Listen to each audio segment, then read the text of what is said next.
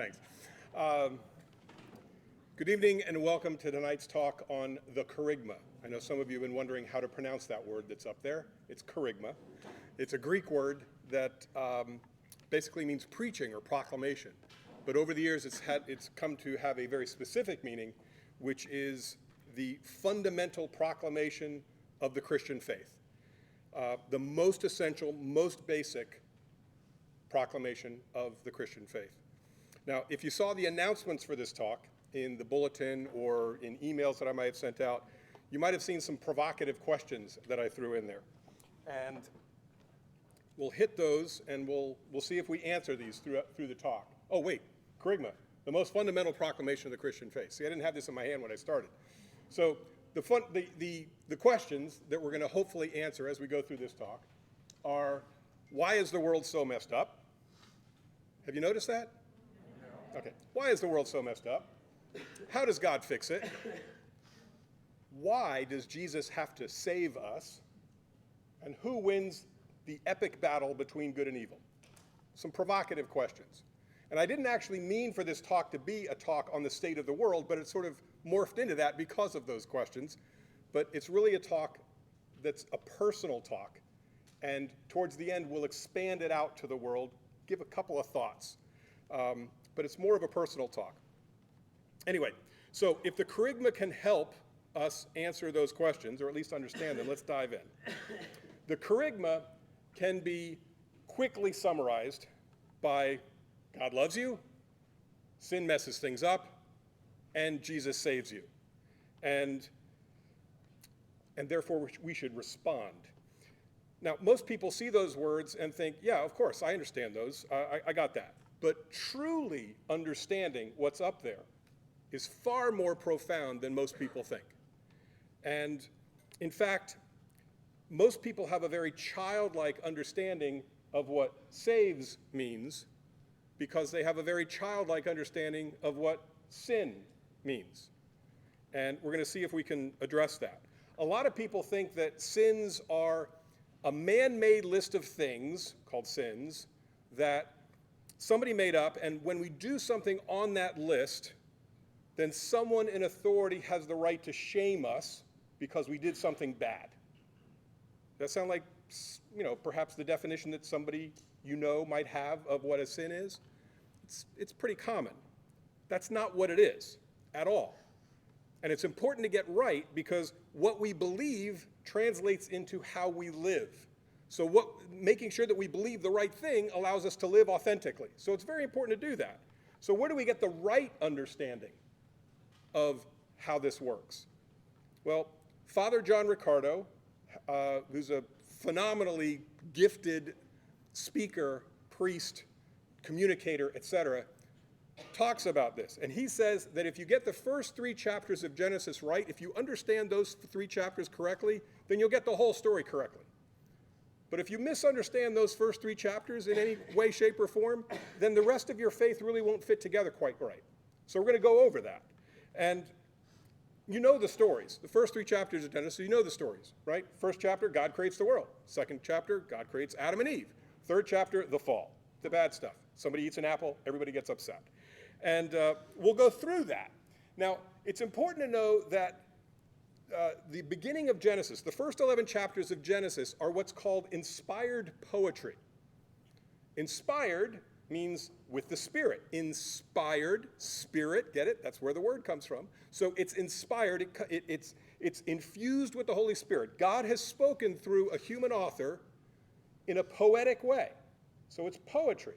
So it reads differently than, say, a science textbook. It just reads differently. And it's important that we understand that. That doesn't mean that poetry can't convey truth. It can. If I say to you, for instance, and this is true, I'm so happy to see you all. It warms my heart that you came out. I've conveyed a truth. Does anybody really think my heart got warm? It's not literal, but I've conveyed an absolute truth. Now, I could be a little bit more scientific and say that, well, say my adrenaline went up and my endorphins got up. I could go into all that, and that wouldn't convey the same thing. It warms my heart that you're here. Poetic, very true. So inspired poetry can convey incredibly powerful truths, especially seeing as it's inspired by God. And in fact, you need to get into the realm of poetry in order to convey the big truths of the world. Now, I happen to be a science and math guy. I grew up on science and math. For the first 48 years of my life, I didn't believe in God. I was raised that science and math answered everything. And I believe that. And I love facts. I love going through everything and understanding stuff. I love it. I still do. But science is limited to the natural world. There's no telescope that can see God. You can't get past the natural world. So science is limited to how things work. And I like understanding how things work. It's one of my favorite things to do. But there's also a part of me that likes to know why things work the way they do. And if you want to know why things work the way they do, then the only person that can answer that is God. So thank God, he decided to have some inspired poetry to give us a clue as to what was going on. So these truths in the beginning of Genesis are larger than any intellectual truth, any scientific truth. They're just written in a different way. Inspired poetry, why versus how. Okay. Somebody tell me to hit the thumb thing every once in a while. If you think I'm supposed to put, Greg, hit the thumb. Anyway, okay. So comparing origin stories. To really understand how powerful Genesis is, how amazing Genesis is, let's compare it to other origin stories in that part of the world at that time, okay? In the ancient Near East, they had creation stories. Everybody wants to know the origin story, so they come up with things, okay? They weren't inspired by God, but they come up with things. And that makes sense. You want to know where you came from, so people come up with origin stories. Now, college professors will say that, well, all the origin stories are the same, including Genesis. They all have a flood. They throw out a couple little things to try and say that they're all the same, and that's absolutely garbage. The ancient Near East had all these following things in common. First of all, there were many so-called gods. Absolutely, across the board, many so-called gods. They were all bad and violent. Some of them were downright cruel. And by the way, the violence, creation itself, came through violence and sometimes sex as well. Nobody had any ultimate power because they were all fighting with each other. And sometimes they were beholden to something called the fates or whatever else like that. So there was no one authority. Men are slaves to God, or excuse me, to the gods, and women had only one purpose, and that was to bear children. That was it. That was the worldview of the ancient Near East. Throughout all of their creation stories, they all had these things in common. Now enter Genesis, and see if you can spot some differences between these and what we see in Genesis. In Genesis, there is one God. He's got ultimate authority. He is good. He's not bad or violent. He's good. He's completely good. He creates out of love and effortlessly. He doesn't create out of need, and there's no rivals. Wait. He creates effortlessly. If you read Genesis chapter 1, the creation of the universe, you'll notice everything is incredibly calm. He just speaks things into existence. Absolute power. Absolute power. And the most important thing is the pinnacle of creation, what everything leads up to, what God created the entire universe for, was so that you could be here. Man and woman are the pinnacle of creation. Absolute pinnacle of creation. None of that exists in the ancient Near East creation stories. So Genesis is radically different. At some point, God said, you guys are getting it wrong. Taps on somebody's shoulder and say, let me whisper in your ear, you write this down. I picture that's sort of what was going on in his mind. I have no idea, but I'm taking a guess. Anyway, so man and woman are the pinnacle of creation. They're made equal in dignity, which is also very unheard of in the ancient Near East. And they are created for one purpose, and that is to share in God's divine life. So I'm going to go through a quick, very quick summary of Genesis 1, a very quick summary of Genesis 2, and then we'll spend a little bit more time on Genesis 3 because that's where things get interesting. Genesis 1, God creates the world in 7 days. Actually, he creates it in 6 days plus rest, but 7 days, it sort of rolls off the tongue easier. But he creates it in 6 days.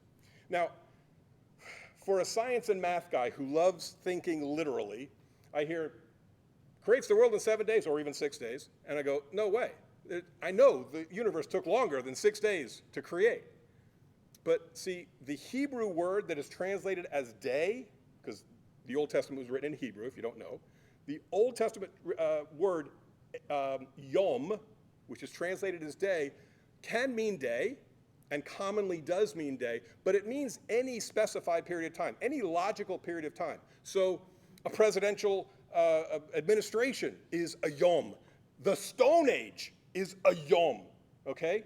The period of time it took for the stars to congeal is a yom, okay? So it took 6 yoms. It took 6 periods of time. There are 6 epochs where creation was created. Now, he creates, yom means period of time. See, nobody told me to hit the thing. Oh, whatever, okay. If you don't want this to line up, I can't help you. Okay, so he creates effortlessly and without any rivals. There is no arguments. There is no beating somebody up. Oh, great, I get to make a mountain. No, it's just whatever he speaks into existence, it happens. And throughout the 6 days, he creates the sun, the moon, the stars. Did I skip over anything? No, he creates, everything that he creates is good. He says all the time, I created something, and then he looks at it and says, and that's good, and that's good, and that's good, and that's important. That's important. Everything he creates is good, everything. And then throughout, he creates the sun, the moon, the stars, the oceans, the beasts. There's a whole bunch of different things in there. And there's a couple of things to note about that. First of all, it's kind of interesting that he created all this stuff. That's fine. But then also, and when I first heard this, I was flabbergasted by this. All of the things that he lists are things that other civilizations were worshiping as their gods. So God is basically saying, hey, stop worshiping the ocean. I created that. Stop worshiping the creature, worship the creator. Stop worshiping the sun. I created that. That's a creature. Worship the creator instead. So all of these different things he created. And so I think it's interesting. So God's telling people to stop worshiping the creatures instead of the one true God. And then in verse 16, sorry, my voice is cracking. In verse 16, he says, and he created the stars too. This is just after he says he created the sun to rule the day and the moon to rule the night, and he created the stars too. Interesting. 5 words to create all the stars. Father John Riccardo, who I'm stealing a lot of stuff from in this talk, believe me, Father John Riccardo goes into this long explanation, which I'm going to summarize in like real quick. He says, you know, all the scientists talk about the fact that there's like 100 billion stars in our galaxy alone. And then there's like 100 billion galaxies. So if you do the math on that, it's like, I don't know, 10 septillion or whatever. It's a huge number, past our possibility of thinking. And each one of these stars can, you know, our star is really small and we can fit 1 million Earths in it. God did all of that, nuclear furnaces all over the place, and it ranks 5 words in the Bible. And he created the stars too. It's nothing. See, we think about all that, and because we are limited, because we are finite, we think of all the work that needs to be done. He's infinite. It's not a big deal. So it was more important for him to keep saying at the end of each day, and what was created that day was good, and it was good, and it was good, and it was good. That was important for him to convey to us. I created the stars? Yeah, 5 words. Let's leave some room on the one page. This all happens in one page in your Bible. Let's leave some room on the page so that I can keep saying it's good, because that's the inspired poetry part that we need to get. Everything he created was good. He's got ultimate power. The grandeur is just unbelievable. And then at the pinnacle of all this is you. He put all the stars in heaven. He built everything so that you could be here. It's amazing. It's absolutely amazing. Genesis 2. Now God sort of changes lenses. He goes from the wide angle and he narrows it down to tell us how man and woman come about. So God creates Adam and Eve.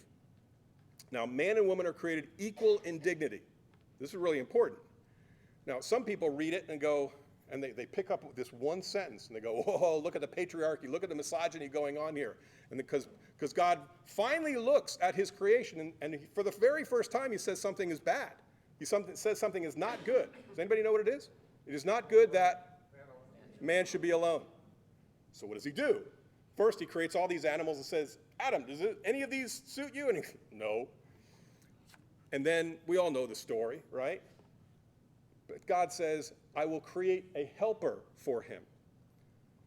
And people go, oh my gosh, look at that. He's creating a scrub maid to be Adam's no, that's not what it is. That word helper is ezer in Hebrew. And that word ezer is used 19 times in the Old Testament. 17 out of those 19 times, ezer is used to refer to God's help towards mankind.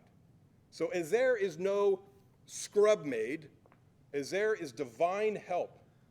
Man and woman are created equal in dignity. Nowhere else in the ancient Near East creation stories is that to be found. Nowhere else in the civilization. It's amazing to me that this actually took root.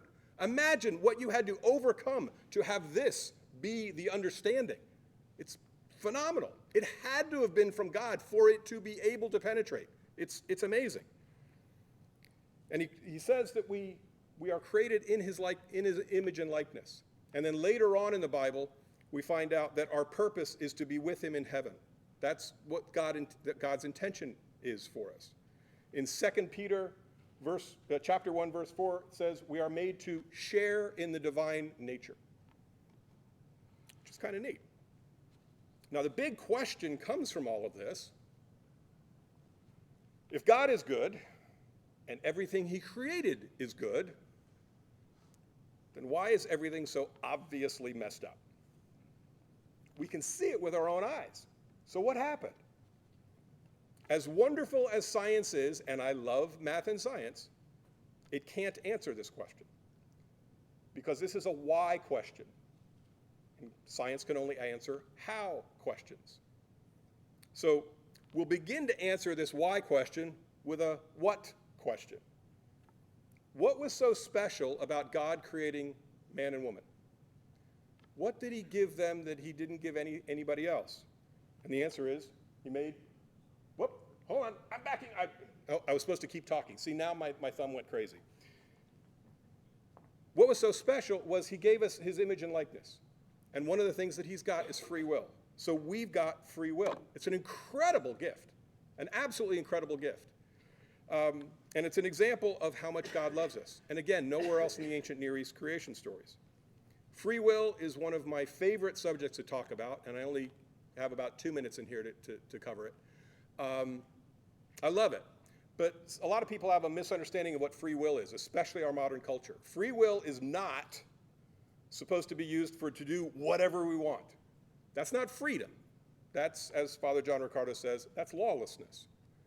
If you want proof of that, tonight, when you drive home, decide to use your free will and drive on the wrong side of the road. See how well it works. Please, nobody do that. And if so, don't send me the bill. I can see getting the email saying, I made it home. I only have 2 dings on the side of the car, you know. So free will isn't meant to be to do anything we want. It's meant to be used properly. God gave us the right to choose, but that doesn't mean that every choice is right. The primary purpose of freedom, the reason God gave us free will, was to be able to love. That was it. God is love. The whole way we get back to heaven is love. So we needed free will. It had to be. To love God and to love each other. Try to imagine for a moment love without free will.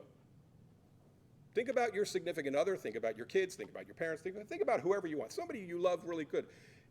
If their love towards you was not of their own free will, would it mean the same thing? Would it really be classified as love if they were forced to? Not forced to, but they just had no choice in the matter. They didn't have the free will. Would it mean the same thing? It doesn't. Love has to have free will, and love is the whole reason everything was created. So free will has to be there, but it's got a price, unfortunately. And we also need free will to be able to forgive, to have faith, to form relationships, to pursue ambitions, to choose careers. And because we use free will to choose between good and evil, free will also means that we have moral responsibility, which, again, our modern culture wants to ignore, but it's true. Now, only angels and human beings have free will. And as such, only angels or human beings can be disobedient to God. And some people go, aha, now I know what's going wrong. Now I understand the fall.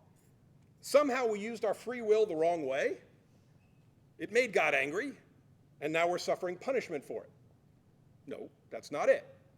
Some people think they view the fall, they view Genesis 3 as God planted a tree in the middle of the garden for no particular reason at all. He then said, you can eat of any of the trees of the garden, but just not that one. And he said that for no reason at all. And then when they didn't do that, he got angry and kicked them out of paradise. That's some people's condensation of Genesis 3. It's not right. So let's look at Genesis 3 and see if we can understand it. And you've already seen this because I clicked through it. But if you read really quickly, you know what the first two things I'm about to click are. First is Genesis 3, and the second one is the name of that tree in the middle of the garden, the tree of the knowledge of good and evil. Well, no, that's the first thing in my notes, but it's not the first thing on the screen. The tree of the knowledge of the good and evil, I'm messing all this up. The tree of the knowledge of good and evil is the name of the tree that's in the middle of the garden. We know the name of two of the trees. The tree of the knowledge of good and evil, where God says, don't eat of that tree. And then there's the tree of life, which we hear about a little bit later. But there's a whole bunch of other trees. And God says, eat of all of it. And what that means is, I want to share everything that I am with you. I want to share all of my qualities with you. But trust me, don't eat of that tree. Can't do it. Now, the tree is not an apple. There's nowhere in the Bible that says it's an apple. It's not an apple. But, we've got pictures of it, so we think it's an apple. It's not an apple. It's just the fruit of the tree of the knowledge of good and evil. I guess it's quicker to say apple. But it's not an apple. It's not a test by God. And it's not some arbitrary rule that God put in place to sort of, see if we were going to be obedient. That's not what it is. Having the tree present there means having the tree present and all of the other trees, which represent other aspects of God's life, is there to show us that God wants to share everything with us. He wants to share his entire life with us, all of the aspects. But we need to trust him when he says, on the day you eat of that tree, you shall surely die. We need to trust him. Well, share and eat of that tree, you surely die. We need to trust him. What does that mean? Okay, what does it mean when he says, on the day you eat of that tree, you will surely die? Well, to eat of that tree means that we try to make it our own. And man or woman is simply not capable of doing that. We don't have the capacity to do that. Determining or labeling what is good and evil, we cannot do. We're not the creator. Only God. For that first 6 days, he did all this stuff and he kept declaring things good. He's got the power to do it. We don't. That's the one thing that we can't share with him. We're not creators. We're creatures. So he wants to share everything, but just don't eat of that tree. You're not capable. It's not that he's saying, man, don't do that. He's saying, man, you can't do that. Trust me. You just don't have the power to do it. Trust me. It's going to be bad. We can't determine the labels of good and evil on our own. Only God can do that. There's only one creator. And when we do try to do that, because it's easy enough to say we shouldn't do that, but then we do, right? We try and relabel things. Things that have been called bad, we say, no, we like it. It's good. We're going to relabel it. And that's what Eve does first. When we do that, we try to make ourselves God. We try to be able to label things, and that's wrong. And we cut ourselves off from God. See, imagine Eve is reaching for the apple because it's been declared that that's bad for you, but she wants it. She wants to relabel it as good. And in order to be able to reach for the apple, she has to push away with the other arm God. When we want to relabel something, we have to push God away. We have to say, I don't want you in this part of my life. And when we push away the author of all life, the creator, when we push away life, we surely die. Poetically, spiritually, we surely die. So God is absolutely right when he says, on the day that you eat of it, we shall surely, I'm just messing all that. I should just stop doing that and just talk to you. How's that? No, I'll keep going. But on the day that we eat of it, we shall surely die. And he means it, but he just sort of shortened it all. Instead of explaining the whole thing, he just shortens it. And he means it not as a punishment, but as a consequence. He's not saying, when you eat of that, I will kill you as a punishment. That's not what he's saying. He's saying, on the day you eat of it, as a consequence, you will die. Because I know how you will eat of it. You will be pushing me away. And you'll be pushing away life, and you shall surely die. He just doesn't explain it all. Or maybe he did. Maybe it's just condensed in the Bible. I don't know. But imagine, you're in the kitchen, and you've got the gas burner going or an electric burner going, that nice red flame, and you put your hand on it. Well, you're going to burn yourself, not as a punishment. Nobody's punishing you to do that. That's as a consequence of you doing something stupid, okay?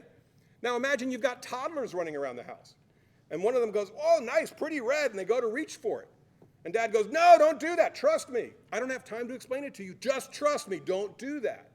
Now what happens if the toddler actually does it? Do they burn their hand because they're being punished, or as a consequence of what they were warned against doing? So sin has consequences. God asks, will you trust me? So the question is, do we trust him? Now, those of you who know Genesis 3, and we all know the story, you know that everything that I've just said, the description of Genesis 3 was accurate. But I left something out. I left one really major, most important part out. What did I leave out? There you go, the serpent in the garden, the snake. Okay? I like to call him the enemy, because I just don't like to use his name. So I just call him the enemy. So throughout, I'll say enemy, that's with a capital E, you know who I'm talking about. So the enemy is important. To understand the bad news, and we have to understand the bad news, we have to understand the enemy. Who is the enemy?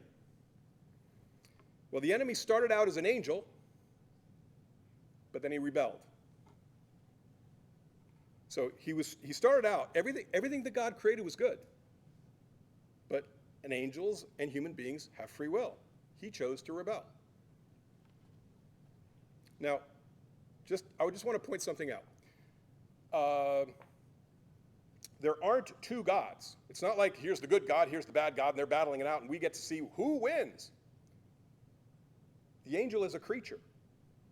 So just like a creature is a blade of grass or an elm tree or a rock, God can go to the enemy anytime he wants. That's important to know for later on. But there is no rival to God. There are not two gods battling it out.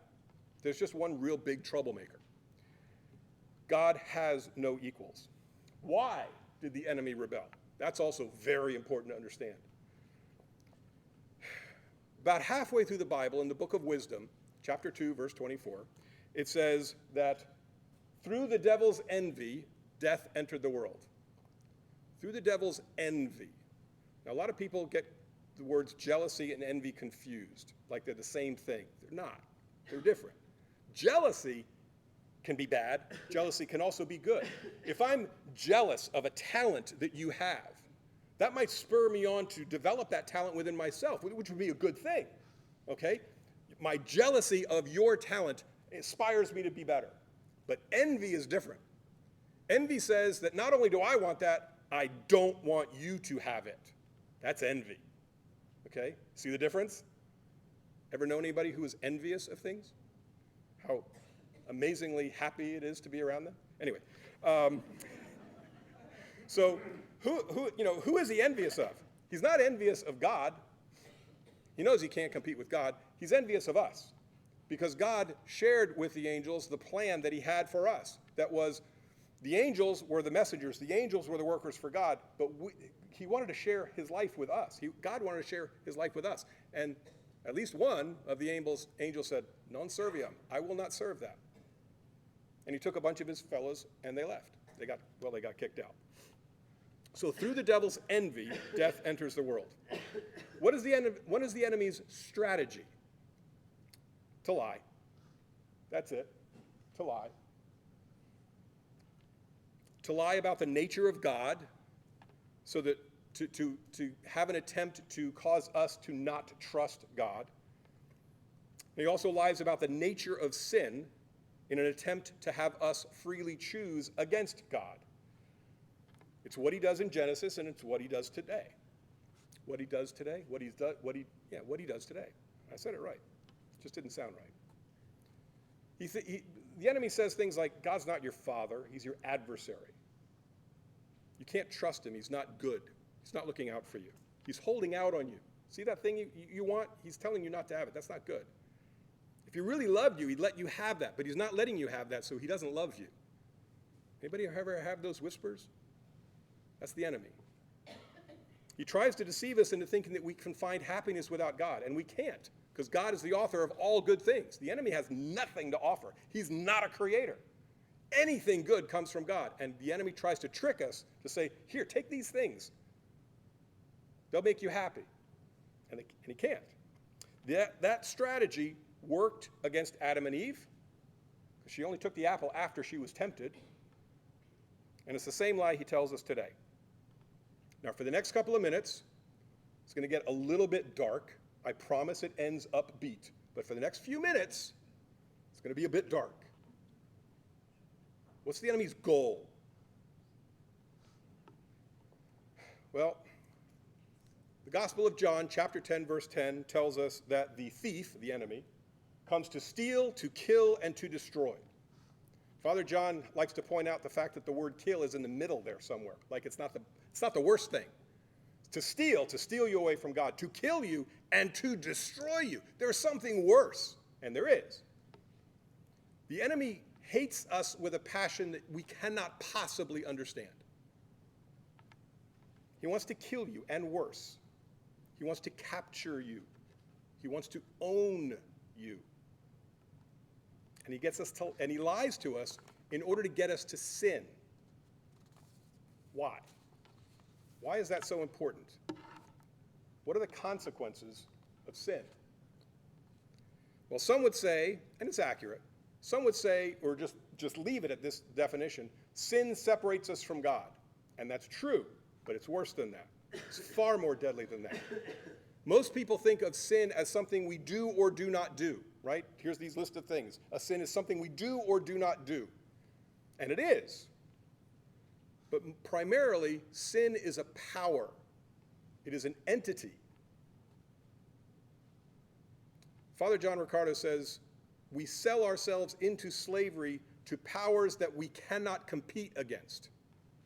The enemy is far more powerful than we are. We don't want to trifle with it.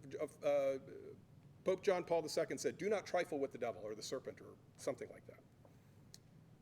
If we do, we get captured. In the letter to the Romans, St. Paul tells us that we are enslaved to sin. That's sin with a capital S. Nothing in the Bible has capitals or not capitals because there was no capitalization back then. But it's best to understand the word sin with a capital S. It is a power. It is an entity. It is a dominion. It is a kingdom. Also in Romans, St. Paul says that all men are under the power of sin. Not just inclined to sin, which we are, but under the power of sin. I told you it was going to get dark for a few minutes. It gets better in a few minutes, I promise. It's really quiet in the room right now. To highlight these two things, think about this. And you know what? I'll ask you to raise your hand if you agree with this. Have you ever done anything that you didn't want to do? You hated yourself for doing it.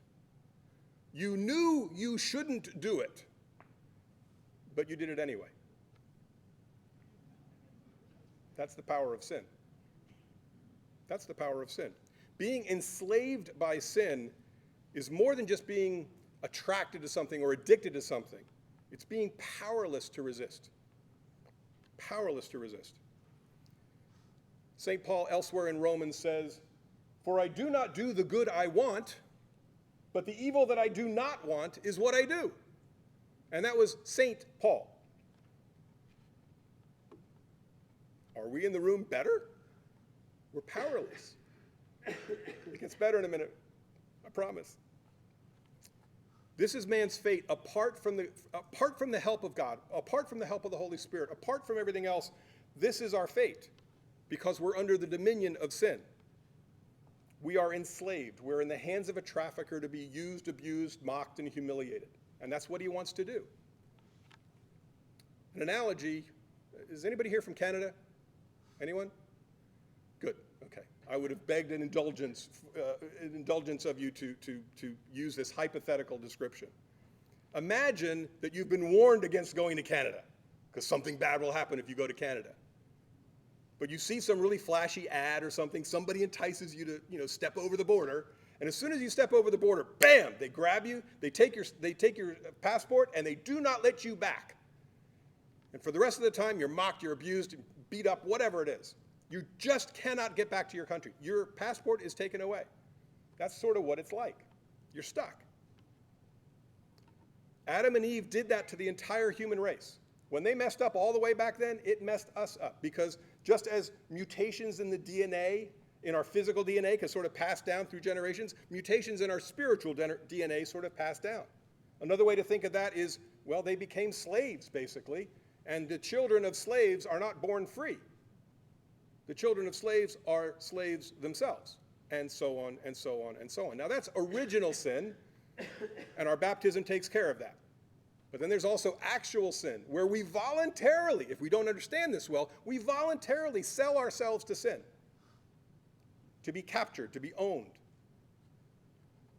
So we can do it to ourselves with actual sin. The good news is coming soon. Real quick recap. Real quick. First, most importantly, sin is a power. Even when speaking about individual sins, it's important to understand they're not just a set of rules. A sin, I love this line, a sin is that which is bad for you. That's what a sin is. That's what a sin is. And God knows that, and he warns us about it out of love. Just like a loving father would warn that toddler not to reach his hand out and put it on the burner. It's the same kind of thing. He gives us, I like this. I came up with this, by the way. I can't find it anywhere on the internet. He gives us a spiritual injury notice. S-I-N. He gives us a spiritual injury notice. So he's trying to tell us, don't do that. Trust me. Maybe he doesn't have time to explain it to us. Maybe he knows we couldn't understand it. We don't quite understand the spiritual world as well as he does. We understand the physical world very well, but not quite the spiritual world. So he just warns us. Says these are bad things. We can think about it and maybe get to the point, but he just warns us. So avoiding sin is not following the rules. It's trusting that a loving father is looking out for you and giving you good advice. Don't do this. You'll hurt yourself. If the enemy can convince you to sin, to separate yourself from God, then he wins. He didn't need to beat God, which is good for him because he can't beat God. But if he tricks you into doing that, he's accomplished his objective. He's keeping you out of heaven. And that's the whole point of what he's doing. He wants to break up that party that's going on in heaven. That's what he doesn't like. That's what he's envious of.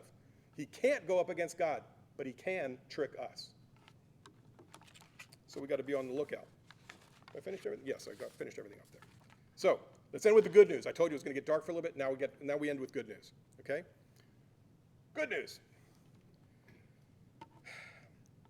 How would you describe Jesus? What adjectives would you use? Go ahead, throw them out. Perfect. Personal. Huh? Mid-Eastern. Come on, good, loving, gentle, kind. Come on. Those are the ones I'm looking for. All of those were correct, don't get me wrong. You were giving me the scientific answers. But good, what do we got? Gentle, patient, loving, forgiving, merciful, all of those kinds of things. And he's utterly unconquerable. He's God. We forget that one sometimes because he's so meek and gentle. I love the word meek. The word meek means power under control. He's powerful, but he's got it under control. You know those big war horses that go marching into battle in the medieval movies? They're big, strong horses.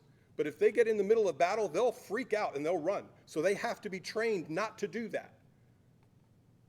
And that training is called meeking the horses, taking all of that power and putting it under control. That's Jesus. He's utterly unconquerable. So the Bible tells us why Jesus came into history as a man. First letter of St. John says he came to destroy the works of the devil. That was his purpose for coming. I'm glad he did that. So why did Jesus come? To fight for us. The utterly unconquerable warrior came to fight for us. That was the purpose. Plus, he did teaching. Plus, he performed miracles. Plus, he revealed the heart of the Father to us. We wouldn't know a lot of things if he didn't come. But ultimately, he came to fight for us. How did he fight for us? He came as an ambush predator. Anybody know what an ambush predator is? Those are the ones, let's see, some spiders do that, some alligators do that. They hide, and they wait for the prey to get really close, and then grabs him. That's an ambush, ambushes him, right? That's what he did. He set a trap for the enemy. Look at the passion. Look at what happened after Holy Thursday. Jesus, who is God, allows himself to be captured, shackled, chained, punched, spit upon, crown of thorns, scourged, and nailed to a tree. I wouldn't voluntarily do that. He voluntarily does it. He must want to be crucified, because otherwise there's no one on earth that could have nailed God to a tree. You can't go to Home Depot and find the spikes. These are the ones that work for God's. He had to want it to happen. And he wanted it to happen because that's how he drew the enemy closer. Ambush predator. He wants to be crucified because that's where he wins the battle for us. That's where it happens. So we needed to draw the enemy closer. How does Jesus win the war? St. Augustine says that, he comes up with an analogy. He says, the cross is like a mousetrap. The wood of the cross is like the wooden base of the mousetrap. The bait in the mousetrap is the humanity of Jesus. And then when the enemy comes in and takes the bait, the divinity of Jesus comes over like the bar and kills the enemy. It's kind of cool. Even with the enemy, God still respects free will. So Jesus wins, the early church fathers said it this way, Jesus wins by deceiving the deceiver, which is also rather poetic. They say, it's only fitting that the one who deceived our race at the beginning should himself be deceived. Jesus explodes sin and death from the inside. He allows himself to be swallowed up to just blow it up from the inside. The rescue mission. Jesus rescues you from a foreign kingdom and brings you home. Remember that evil Canada analogy. Being saved is the rescue mission that Jesus launches in order to come get you and bring you home. They won't let you come home, but they can't stop Jesus. Sin doesn't want to let you go of you, but Jesus can get you. And that's what it is. In Colossians chapter 1, it says, he has delivered us from the dominion of darkness to the kingdom of his beloved Son. Transfers you from one kingdom, from one power to another. Brings you home.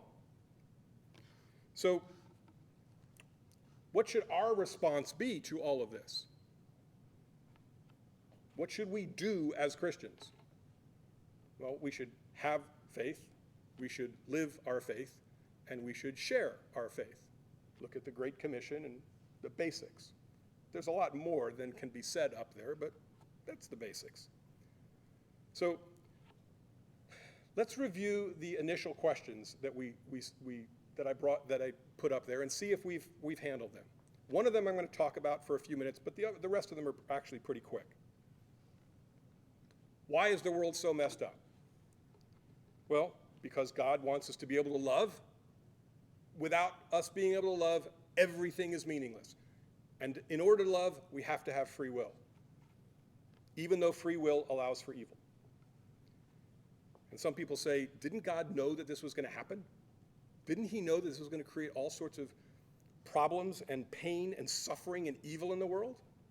Of course he did. He's God. There must not be a better way. Otherwise, I'm sure God would have done it that way. Sometimes that's just what has to happen. In order for us to be able to love, there has to be bad stuff that happens too. Otherwise, we can't love. Free will is still worth it. But it's not just that people have used their free will wrong and some people are just that evil. That's why the world is so messed up. We've got to remember that we have an enemy. We have a very aggressive, very powerful enemy. And he's got demons on his side, and he's got human servants also on his side, as we've started to realize over the last few years, have we not? My personal belief, this is personal, and I put in brackets when I'm speaking personally, because I'm not speaking for the teachings of the church here. I'm just speaking personally here for a moment. I believe that the vast, vast majority of people are good, that they've got good hearts, they want to do good, they get tricked. There are a comparatively very small number of people, like in the thousands, not in the millions or billions. I think there's a few thousand really, truly evil people in this world who have really aligned themselves with the enemy. And they're very clever, and they craft really cute messages. And they're specifically designed to trick good people with good hearts into following an agenda, which is in and of itself evil, but it's disguised. That's what I believe. For instance, there's a slogan out there, love is love. Sounds harmless enough. Love is love. You're talking about love, greatest thing. This is the whole reason we're created, is love. Who could argue with love? Love is love, and it's a tautology. Love is love. You just go, yeah, okay, that's harmless enough. Yeah. And good people with good hearts can pass that on. That's a great slogan. Put it on your bumper sticker. Put it out there. But it's cleverly designed to get everyone to accept that all love is the same, and all love is not the same. Think, where's the problem? It's vague. Everything about evil is vague, because then they twist it. The slogan is now being used to target children sexually, because love is love. As long as I can get this child to agree, to consent, love is love. Very dangerous. But good people will hear that slogan and go along with it. So good people will forward an evil agenda by thinking it's good. That's what I believe a lot of this world is doing. Sort of like saying water is water. Yeah, water is water. But if you invited somebody over to your house and you said, you want a drink? And they go, yes, I'll have some water. Okay, fine, go to the toilet. Drink out of the toilet. Water's water. Nobody would do that. Water's not water, love is not love. We need to be a little bit more specific when we speak. Be very careful of clever slogans that are vague. So why is the world messed up? We have free will, which allows for evil, but in addition to that, we have an enemy that amplifies that and uses our goodness against us. They literally go to the Bible, figure out Bible verses, and change it a little bit and use it to trick us. We've got to be careful. How does God fix it? This is the most provocative question, so this is the one I'm going to talk on for a couple of minutes, and the last two are really quick. There are two parts to this answer, and I mentioned this at the beginning. There's a personal level, and then there's a worldwide level. On a personal level, this is a very easy answer. God sent his son to save you, period. That's a promise from God. No one can challenge God. That promise exists, period. It does not matter how crazy the world gets. That promise is a promise. Your eternal salvation is a gift that no one can take away. As long as you accept that gift, as long as you cooperate with God's grace, you're okay. So on a personal level, how does God fix it? We just covered it. Nobody has an argument with that, right? On a worldwide level, it's a little bit fuzzier. Personally, I cling to one particular Bible verse on this, 2 Chronicles 7:14. If my people who are called by my name humble themselves and pray and seek my face and turn from their wicked ways, then I will hear from heaven, I will forgive their sins and heal their land. I love that one.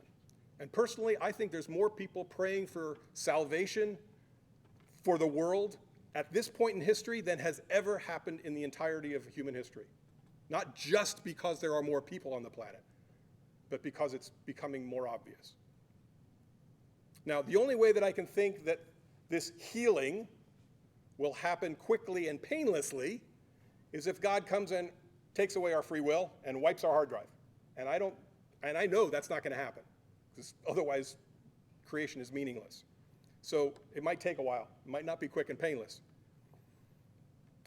Lastly, and this is also my opinion, actually not lastly, but lastly in this section, and this is also just my opinion. I believe personally that there are brave people in this world trying to win back the world for God, and God is on their side and protecting them. That's my personal opinion. We'll see how this plays out. Now, a personal tangent. As I've given this talk before, but not in this depth. Because I said, now there's a worldwide level to it, so I started adding things. And 2 days ago, I'm putting my notes together, and all of a sudden, something comes to me. It's like, I never intended to answer, will God fix the world? But then something came to me 2 days ago as I was putting the notes together, and I went, boom! It was amazing. So I'll share it with you, okay? When we ask, will God fix this messed up world, perhaps the answer is actually in the question. But we'd never catch it if we don't understand the Kerygma very well.